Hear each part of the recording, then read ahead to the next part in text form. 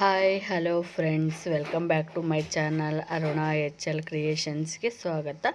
ಇವತ್ತು ನಾನು ಬೆಂಡೆಕಾಯಿ ಚಟ್ನಿ ಜೋಳದ ರೊಟ್ಟಿ ಮಾಡ್ತೀನಿ. ಓಕೆ, ಬನ್ನಿ. ಮೊದಲು ಬೆಂಡೆಕಾಯಿನ ಸಣ್ಣಾಗಿ ಹೋಳು ಈ ಟೈಪ ಹೆಚ್ಕೋಬೇಕು. ನಂತರ ಒಂದು ಹಂಚಿನಲ್ಲಿ ಎಣ್ಣೆ ಹಾಕಿ 2 ಚಮಚದಷ್ಟು ಇದನ್ನು ಸಣ್ಣಾಗಿ ಹೆಚ್ಚಿರುವಂಥ ಬೆಂಡೆಕಾಯಿನ ಅದರಲ್ಲಿ ಹಾಕಿ ಹುರ್ಕೋಬೇಕು. ಓಕೆ, ಇದೇ ಥರ ಚೆನ್ನಾಗಿ ಫ್ರೈ ಆಗೋವರೆಗೂ ಹುರ್ಕೋಬೇಕು. ಅದನ್ನು ಒಂದು ಸ್ವಲ್ಪ ಉಪ್ಪು ಹಾಕಿ ಹುರ್ಕೊಂಡ್ರೂ ನಡೆಯುತ್ತೆ. ನಾನು ಹಂಗೆ ಪ್ಲೇನ್ ಹುರ್ಕೊಂಡಿದ್ದೀನಿ. ಓಕೆ,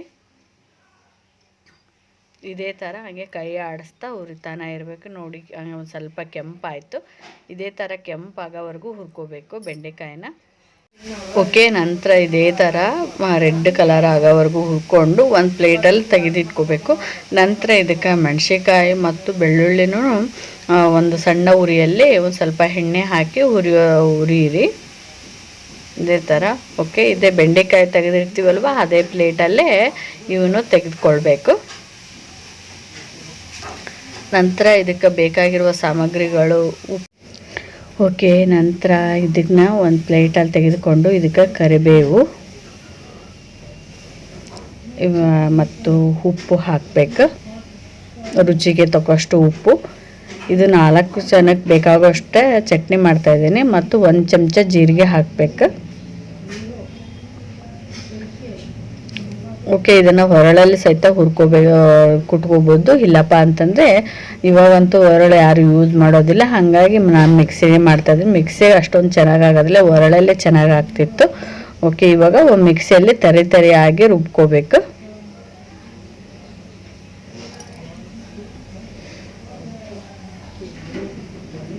ಒಂದೇ ಸರಿ ಫುಲ್ಲು ಫಾಸ್ಟ್ ಇಡಬಾರ್ದು ಮಿಕ್ಸಿನ. ಒಂದು ಸರಿ ಆಫ್ ಮಾಡೋದು, ಒಂದು ಸರಿ ಆನ್ ಮಾಡೋದು ಮಾಡಬೇಕು. ಅಂದರೆ ತರಿಯಾಗಿ ಚೆನ್ನಾಗಿ ಬರುತ್ತೆ. ನಂತರ ಇದು ಸಪ್ರೇಟು ಒಂದು ಇದರಲ್ಲಿ ಬೌಲಲ್ಲಿ ತೆಗೆದುಕೊಳ್ಬೇಕು.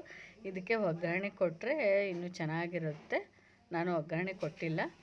ಇದಕ್ಕೆ ಸಾಸಿವೆ ಜೀರಿಗೆ ಹಾಕಿ ಒಂದು ಸ್ವಲ್ಪ ಬೆಳ್ಳುಳ್ಳಿ ಹಾಕಿ ಒಗ್ಗರಣೆ ಕೊಟ್ಬಿಟ್ರಂತೂ ತುಂಬ ಚೆನ್ನಾಗಾಗುತ್ತೆ. ಇದು ಜೋಳದ ರೊಟ್ಟಿಗೆ ಮಾಡಿಸಿದಂಥ ಚಟ್ನಿ ನಮಗೆ. ಓಕೆ, ಇದರಿಂದನೂ ಕೂದಲೂ ಚೆನ್ನಾಗಿ ಬರುತ್ತೆ ಉದ್ದವಾಗಿ ಬೆಂಡೆಕಾಯಿ ತಿನ್ನೋದ್ರಿಂದನೂ. ಬನ್ನಿ, ಇವಾಗ ಜೋಳದ ರೊಟ್ಟಿನ ಯಾವ ಥರ ಮಾಡಬೇಕಂತ ಹೇಳ್ಕೊಡ್ತೇನೆ. ಮೊದಲು ಒಂದು ಪಾತ್ರೆಯಲ್ಲಿ 1 ಲೋಟದಷ್ಟು ನೀರು ಕಾಯೋದಕ್ಕೆ ಇಟ್ಟಿದ್ದೀನಿ. ಇದನ್ನು ನಾನು 4 ಜನಕ್ಕೆ ಆಗೋವಷ್ಟು ರೊಟ್ಟಿ ಮಾಡ್ತಿದ್ದೀನಿ. 2 ಚಮಚದಷ್ಟು ಹಿಟ್ಟು ಹಾಕ್ಕೊಂಡಿದ್ದೀನಿ. ಓಕೆ, ಇವಾಗ ಇದಕ್ಕೆ ಉಪ್ಪು ಹಾಕ್ಕೊತೀನಿ.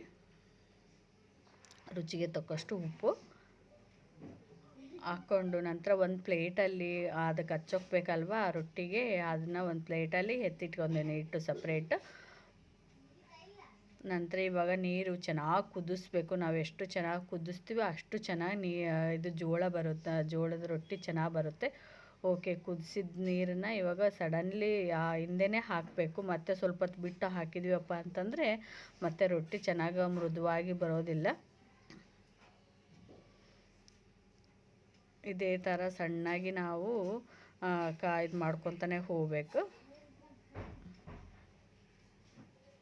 ಎಲ್ಲದಕ್ಕೂ ಹಿಟ್ಟಿಗೆ ನೀರು ಕಲಿಬೇಕು. ಅದು ಹಾಗೆ ಕಲಿಸ್ಬೇಕು ನಾವು. ನೀರು ಸ್ವಲ್ಪ ನೀರು ಹಾಕ್ಕೊಂಡು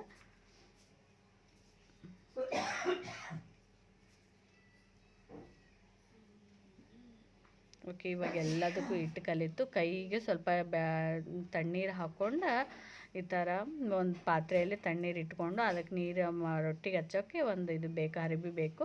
ಓಕೆ, ಇವಾಗ ಕೈಗೆ ಸ್ವಲ್ಪ ನೀರು ಹಾಕ್ಕೊಂಡು ಅದಕ್ಕೆ ನಾದ್ಕೊಳ್ತಾ ಹೋಗಬೇಕು. ಹಿಂದೆ ಬಿಸಿ ಇರುವಾಗಲೇ ನಾದ್ಕೋಬೇಕು, ಅಂದರೆ ಚೆನ್ನಾಗಿ ಬರುತ್ತೆ. ನೀರು ಮತ್ತು ಎಕ್ಸ್ಟ್ರಾ ಸೇರ್ಸೋಕೆ ಹೋಗಬೇಡ್ರಿ. ತಣ್ಣೀರು ಚೆನ್ನಾಗಿ ಬರೋದಿಲ್ಲ. ರೊಟ್ಟಿ ಬಿಸಿನೀರಿಂದನೇ ಚೆನ್ನಾಗಿ ನಾದ್ಕೊಳ್ಳಿ. ಅದು ತಣ್ಣಗಾಗೋದ್ರೊಳಗೆ ನಾದ್ಕೊಳ್ರಿ ಬಿಸಿ ಇರುವಾಗನೇ.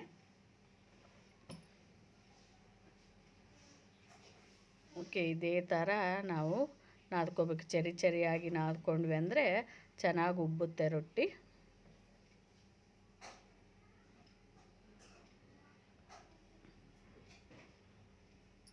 ಓಕೆ, ಸ್ವಲ್ಪ ನಮಗೆ ನೀರು ಬೇಕಪ್ಪ ಅಂತಂದರೆ ಎಕ್ಸ್ಟ್ರಾ ಕೈಯಲ್ಲಿ ನೀರು ತೊಗೋಬೇಕು.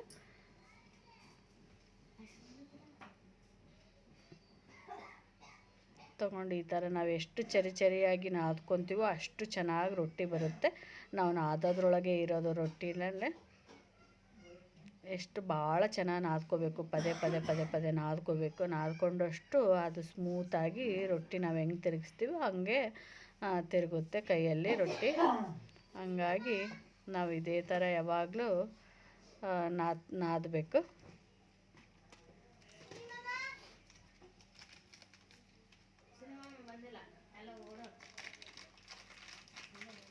ಓಕೆ, ಇವಾಗ ನಾದ್ಕೊಂಡಿದ್ದು ಒಂದು ಸೈಡ್ ಎತ್ತಿಟ್ಕೊಂಡು ಸ್ವಲ್ಪ ಅದರಲ್ಲಿ ರೊಟ್ಟಿ ತೊಗೊಂಡು ನಮಗೆ ನಿಂಬೆಹಣ್ಣು ಗಾತ್ರದಷ್ಟು ಹಿಟ್ಟು ತೊಗೊಂಡು ನಾವು ಮಾಡಬೇಕು. ಕೆಳಗೆ ಸ್ವಲ್ಪ ಹಿಟ್ಟು ಹಾಕ್ಕೋಬೇಕು. ಕೆಳಗೆ ಹಿಟ್ಟು ಹಾಕ್ಕೊಂಡು ಕೈಲೇ ಈ ಥರ ಬಡಿಬೇಕು. ಒಂದು ಸ್ವಲ್ಪ ನಮಗೆ ಇಗ್ಲಿಲ್ಲಪ್ಪ ಅಂತಂದ್ರು ಲತುಡಿ ಮಣಿ ತಗೊಂಡು ಸಹಿತ ನಾವು ಮಾಡ್ಬೋದು.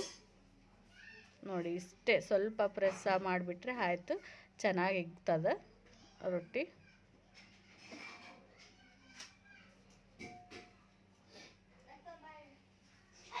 ಓಕೆ, ಆಮೇಲೆ ನಂತರ ಒಂದು ಸ್ವಲ್ಪ ಕೈಲಿ ಬಡಿದು ಹಂಚಿನ ಮೇಲೆ ಹಾಕ್ರಿ. ಓಕೆ, ಇದೇ ಥರ ಹಾಕಿ ಒಂದು ಪಾತ್ರೆಯಲ್ಲಿ ನೀರು ಇಟ್ಕೊಂಡಿದ್ದೀವಲ್ವ, ತಣ್ಣೀರು ಇಟ್ಕೋಬೇಕು. ಅದನ್ನು ಬಟ್ಟೆಯಲ್ಲಿ ನೀರು ಹತ್ಕೊಂಡು ಇದೇ ಥರ ಸ್ಮೂತ್ ಮತ್ತು ಫುಲ್ಲು ಹತ್ತಿಕ್ಬೇಕು ಅಂದರೆ ರೊಟ್ಟಿ ಹರಿತದೆ. ಇದೇ ಥರ ಸ್ವಲ್ಪ ನೀರು ಮುಟ್ಟಿಸ್ಬೇಕು ಅದಕ್ಕೆ. ಅದು ನೀರು ಇರುವಾಗಲೇ ನಾವು ತಿರುವಿ ಹಾಕಬೇಕು. ನೀರು ಹೋದ್ಮೇಲೆ ತಿರುವಿ ಹಾಕಿದರೆ ಇದು ಬಿರುಸು ಬಂದುಬಿಡ್ತದೆ ರೊಟ್ಟಿ. ಓಕೆ, ಸ್ವಲ್ಪ ನೀರು ಇರುವಾಗಲೇ ತಿರುವಿ ಹಾಕಬೇಕು. ಈ ಥರ ನೋಡಿ. ಆಮೇಲೆ ನಮಗೆ ಚೆನ್ನಾಗಿ ಉಬ್ಬಬೇಕಪ್ಪ ಅಂದರೆ ಈ ಥರ ಬಟ್ಟೆ ತೊಗೊಂಡು ಮೇಲೆ ಹತ್ತಿಟ್ವಪ್ಪ ಅಂತಂದರೆ ಚೆನ್ನಾಗಿ ಉಬ್ಬುತ್ತದೆ ರೊಟ್ಟಿ, ಸ್ಮೂತೂ ಬರುತ್ತೆ, ಮೆತ್ತಗಿರ್ತಾವೆ ರೊಟ್ಟಿ. ಈ ಥರ ಮಾಡಿವಪ್ಪ ಅಂತಂದರೆ ನಾವು ನೀರು ಹಚ್ಚಿದ ತಕ್ಷಣವೇ ಸ್ವಲ್ಪ ಹೊತ್ತು ಬಿಟ್ಟು ತಿರುವಿ ಹಾಕಿದ್ವಿ ಅಂದರೆ ಬಿರುಸು ಬಂದುಬಿಡ್ತದೆ. ಇದು ಜೋಳದ ಹಿಟ್ಟಿಗೆ ಸ್ವಲ್ಪ ಮೆಂತ್ಯ ಕಾಳು ಮತ್ತು ಒಂದು ಸ್ವಲ್ಪ ಅಕ್ಕಿ ಹಾಕ್ಕೊಂಡು ಬಂದ್ವಿ ಅಂದರೆ ಚೆನ್ನಾಗಿ ಬರುತ್ತೆ. ಇದು ಗಿರಣಿಗೆ ಹಾಕ್ಸುವಾಗ ಭಾಳಷ್ಟು ಅಕ್ಕಿ ಸಹಿತ ಹಾಕಿಸ್ಬಾರ್ದು, ಕಟುಗೆ ಬಂದುಬಿಡ್ತದೆ ರೊಟ್ಟಿ. ಸ್ವಲ್ಪ ಒಂದು ಹಿಡಿಯುವಷ್ಟೇ ಹಾಕಬೇಕು. ಮೆಂತ್ಯಕಾಳು ಹಾಕೋದ್ರಿಂದ ಪೌಷ್ಟಿಕಾಂಶ ಹೆಚ್ಚಿಗೆ ಆಗುತ್ತೆ. ಹಾಗಾಗಿ ಮೆಂತ್ಯಕಾಳು ಹಾಕಬೇಕು ಸ್ವಲ್ಪ, 2 ಚಮಚದಷ್ಟು. ನೋಡಿ, ಇದೇ ಥರ ಟರ್ನ್ ಮಾಡಬೇಕು. ರೊಟ್ಟಿನ ಟರ್ನ್ ಮಾಡೋದು, ಬೆನ್ಸೋದು ಮಾಡಬೇಕು. ಅಂದ್ರೆ ಸ್ಮೂತು. ನಾವು ಸಾಯಂಕಾಲದವರೆಗೂ ಇಟ್ಕೊಂಡು ತಿನ್ಬೋದು, ಮೃದುವಾಗುತ್ತೆ ರೊಟ್ಟಿ.